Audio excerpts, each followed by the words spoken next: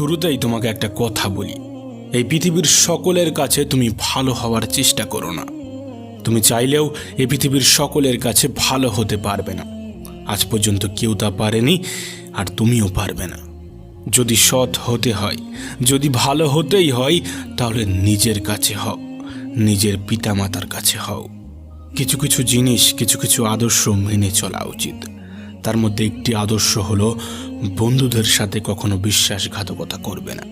শুধু তাই নয়, বিশ্বাসঘাতকের সাথেও কখনো বন্ধুত্ব করবে না। নিজের মধ্যে একটা জিনিস থাকা খুবই প্রয়োজন, খুবই জরুরি, আর তা হলো সৎ সাহস। যদি ভুলকে ভুল এবং ঠিককে ঠিক বলার সাহস তোমার মধ্যে না থাকে, তাহলে তোমার মধ্যে সৎ সাহস এবং ক্ষমতা কোনোটাই নেই।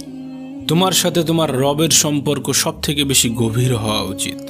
এই পৃথিবীতে এমন একটা সম্পর্ক থাকা অত্যন্ত জরুরি